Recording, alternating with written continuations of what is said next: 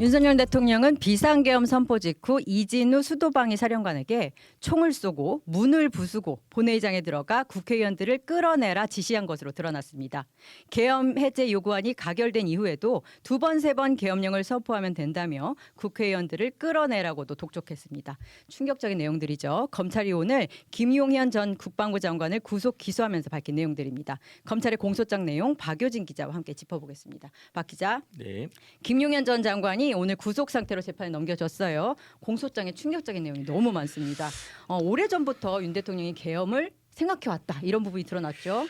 예, 맞습니다. 검찰은 윤석열 대통령은 최소 지난 3월부터 김용현 전 장관과 비상계엄을 논의했다고 판단했습니다. 9개월 전부터는 비상계엄을 준비했다고 본 건데요. 네.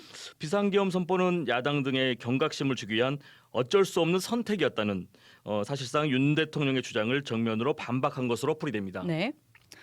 그러면 비상계엄 해제를 위해서 국회 본회의장에 집결했었잖아요. 국회의원들이. 그런데 윤 대통령이 거기다 대고 끌어내라 지시했다는 얘기는 우리가 들었었는데 문을 부수고 총을 쏘고 이런 얘기는 처음 나왔어요.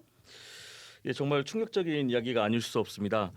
검찰 조사 결과 김 전 장관은 곽종근 특수전 사령관에게 특전사 병력의 국회 출동을 지시하고 국회의원이 150명이 안 되도록 막아라.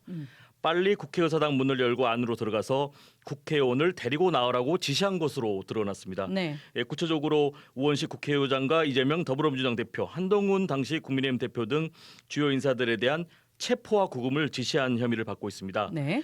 검찰은 이 과정에서 윤 대통령이 국회에 들어가려는 국회의원들을 포고령 위반으로 체포하라고 지시한 것으로 보고 있는데요. 네. 특히 윤 대통령은 총을 쏴서라도 문 부수고 들어가 국회의원 끌어내라고 지시해 충격을 주고 있습니다. 네, 충격적입니다. 그 이후에도 우리가 제2, 제3의 계엄령을 우려하는 목소리가 있었잖아요. 근데 설마 했는데 실제로 이런 기획이 있었다라는 거죠?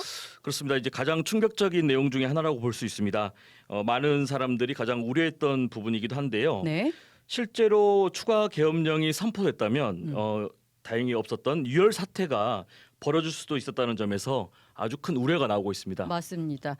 이번 계엄 사태에서 계엄 해제를 위해 꼭 필요한 게 이제 우원식 국회의장이었잖아요. 근데 우 의장을 비롯해서 주요 인사들을 체포하라는 지시 있었다. 이런 얘기도 앞서서 있었는데 공소장을 통해서 검찰이 파악한 내용 보면은 그 인물들 그 명단이 좀 궁금하거든요. 예, 가장 관심이 가는 부분 네. 중에 한 곳이 이름을 좀 찝어주세요. 예, 그렇습니다. 일단 검찰은 실제 주요 인사 10여 명에 대한 체포 구금 시도가 있었다고 봤습니다. 네. 말씀하신 것처럼 검찰이 밝힌 10여 명은 그 직책을 생략하고 말씀드리겠습니다. 네. 이재명, 우원식, 한동훈, 조국, 김민석, 김민웅, 김명수, 김어준, 박찬대입니다. 어허. 특히 그 김용현 전 장관은 국회에 비상계엄 해제 요구안 가결이 임박하자 이를 저지하기 위해서는 여인영 사령관에게 이재명, 우원식, 한동훈 이 세 명부터 우선 잡으라고 지시한 것으로 우선순위 밝혀졌습니다. 3인방이었군요. 예, 그렇습니다. 네, 알겠습니다. 정말 충격적인 소식 아마 수사가 진행되면서 점점 드러날 것 같은데요. 계속 전해주시기 바랍니다. 감사합니다. 예.